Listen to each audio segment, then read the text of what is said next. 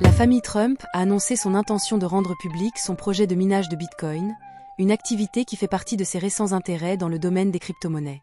Cette initiative s'inscrit dans un contexte où la demande pour les crypto-monnaies et le minage continue de croître.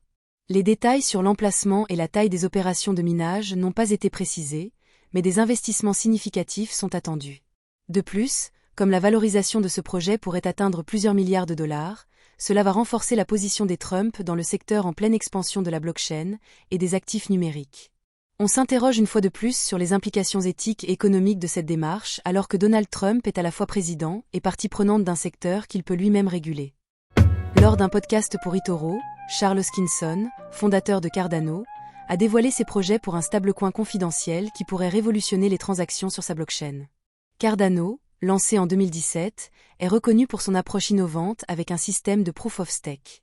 Hoskinson, qui a cofondé Ethereum avant de fonder IOHK pour développer Cardano, souhaite intégrer des fonctionnalités de confidentialité sur Cardano pour répondre aux besoins croissants de sécurité et d'anonymat dans le secteur de la crypto-monnaie. Ce stablecoin serait conçu pour être conforme aux réglementations, tout en préservant la confidentialité des utilisateurs.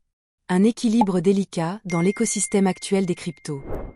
Anatoly Yakovenko, cofondateur de Solana, a proposé une nouvelle solution de disponibilité des données, Data Availability, pour résoudre la fragmentation et le manque d'interopérabilité entre les réseaux de blockchain.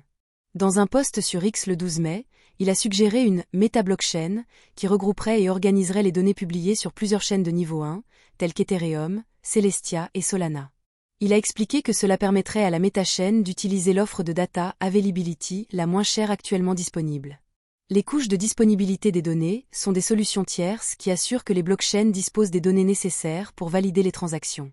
Yakovenko a souligné que rendre la data availability moins coûteuse serait essentiel pour réduire les frais associés aux transactions basées sur la blockchain, en déclarant « Rendre la disponibilité des données bon marché permet de rendre tout le reste bon marché ». D'autres leaders de l'industrie de la blockchain, comme Charles Hoskinson de Cardano, ont également plaidé pour une plus grande interopérabilité et pour des économies collaboratives entre les principales blockchains. La Banque des règlements internationaux, la BRI ou BIS en anglais, rapporte qu'au deuxième trimestre 2024, les transactions transfrontalières en crypto-monnaie ont atteint environ 600 milliards de dollars, principalement en BTC, ETH, USDT et USDC. Ces flux sont majoritairement motivés par des activités spéculatives, influencées par les conditions de financement mondiales. Néanmoins, les stablecoins et les transferts de faible valeur en BTC sont également utilisés comme alternative aux envois de fonds traditionnels, notamment dans les économies émergentes confrontées à une inflation élevée et à des coûts de transfert importants. La BRI souligne ainsi l'interconnexion croissante entre les cryptoactifs et la finance traditionnelle. Une tendance qui se confirme mois après mois. Le stock de Bitcoin considéré comme hors circulation a atteint un record de 14 millions de BTC, selon les données de Glassnode. Cela désigne les jetons conservés sur le long terme, sans être remis en vente, indiquant une volonté de conservation à long terme. Au cours des 30 derniers jours, 180 000 BTC supplémentaires ont été ainsi immobilisés, soit la plus forte hausse mensuelle depuis le début du marché haussier. Les gros porteurs, détenant entre 10 et 10 000 BTC, ont accumulé plus de 83 000 bitcoins sur cette période, y compris pendant la récente hausse des prix. À l'inverse, les petits investisseurs, eux, sont restés globalement en retrait. Cette dynamique, si on peut l'appeler ainsi, accentue la pression sur l'offre disponible et l'effet de rareté du BTC. Dubaï se dirige vers l'acceptation des paiements en crypto-monnaie, grâce à un partenariat avec Crypto.com.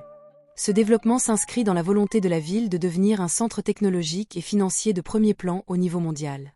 Le gouvernement de Dubaï a pour objectif de faciliter les transactions en crypto-monnaie pour les services publics, renforçant ainsi sa position en tant que leader dans l'adoption de solutions numériques. Un partenariat qui va transformer la manière dont les résidents et les visiteurs interagissent avec les services gouvernementaux, et qui s'inscrit dans un cadre juridique encore en évolution concernant l'utilisation des crypto-monnaies aux Émirats arabes unis.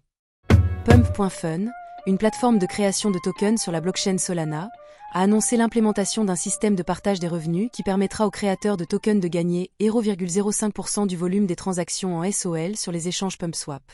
Cette initiative vise à réorienter les incitations des créateurs, en réduisant les comportements de dumping rapide et en favorisant une croissance durable des tokens. Depuis son lancement en janvier 2024, Pump.fun a été un acteur majeur dans le domaine des meme-coins, avec plus de 6 millions de tokens créés. Avec cette nouvelle mesure, la plateforme espère encourager une activité à long terme et stabiliser son écosystème en récompensant les créateurs qui privilégient le développement sur le court terme. À bientôt sur cette chaîne. Si ce contenu vous a permis de vous informer, abonnez-vous.